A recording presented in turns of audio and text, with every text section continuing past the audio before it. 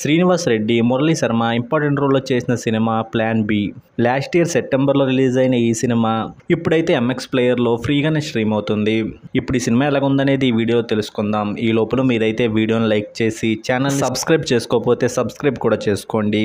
ఈ సినిమా కథ విషయానికి వస్తే, బిజినెస్ పని మీద బయటకు వెళ్ళిన శ్రీనివాస్ రెడ్డి గారిని ఎవరో చంపేస్తారు. అలాగే ఇంకో ఇంట్లో 10 కోట్లు దొంగతనం జరుగుతుంది. ఈ 2 కేసుల్ని మురళీ శర్మ గారు ఎలా ఇన్వెస్టిగేషన్ చేశారు, సినిమా తర్వాత ఎలాంటి మలుపులు తిరిగింది అనేదే సినిమా. ఈ సినిమాలో నటుల విషయానికి వస్తే, ఈ సినిమాలో ఎక్కువసేపు స్క్రీన్ మీద కనిపించింది మురళీ శర్మ గారు అని చెప్పాలి.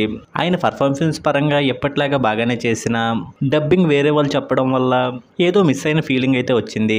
ఇక శ్రీనివాస్ రెడ్డి గారు కొంచెం డిఫరెంట్ కనిపించే రోల్లో బాగా చేశారు. ఇక సినిమాలో కనిపించిన మిగిలిన వాళ్ళందరూ కొత్త వాళ్ళు అయినప్పటికీ వాళ్ళకి రోల్స్ తగ్గట్టుగా బాగా చేశారు. ఇక ఈ సినిమా స్టోరీ పరంగా బాగా అనిపించింది. ఇక స్క్రీన్ ప్లే విషయానికి వస్తే, సినిమాని స్టార్ట్ చేయడమే ఇంట్రెస్టింగ్ నోట్తో బాగా స్టార్ట్ చేశారు. ఇక తర్వాత కూడా సినిమాలో ఎలాంటి డైవర్షన్లో తీసుకోకుండా స్టార్ట్ చేసిన పాయింట్తోనే ముందుకు తీసుకెళ్లారు. అది బాగా అనిపించింది. కాకపోతే ఈ కథలో ఎక్కువ క్యారెక్టర్లు ఇన్వాల్వ్మెంట్ ఉండడం వల్ల కొంతవరకు కన్ఫ్యూజన్ అయితే క్రియేట్ అయ్యింది. ఇక సినిమాలో వచ్చే కొన్ని ట్విస్టులు, టర్న్లు అయితే బాగా అనిపించాయి.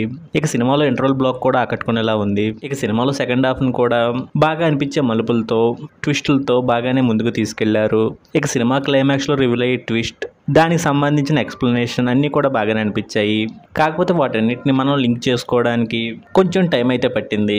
ఇక మొత్తంగా ఈ సినిమా గురించి చెప్పాలంటే, మంచి స్టోరీ లైన్ని తీసుకొని దాన్ని ఎలాంటి డైవర్షన్ లేకుండా చెప్పాలనుకున్న పాయింట్ని మాత్రమే చెప్పడం బాగా అనిపించింది. ఇక ఈ కథలో ఎక్కువ క్యారెక్టర్ల ఇన్వాల్వ్మెంట్ ఉండడం వల్ల కొంచెం కన్ఫ్యూజన్ అయితే క్రియేట్ అయ్యింది. అది తప్ప మిగిలిన సినిమా అంతా కూడా బాగా అనిపిస్తుంది. ఇక ఈ సినిమా అయితే ఎంఎక్స్ ప్లేయర్లో ఫ్రీగానే స్ట్రీమ్ అవుతుంది కాబట్టి ఈ సినిమాని మిస్ కాకుండా ఒకసారి అయితే చూడండి.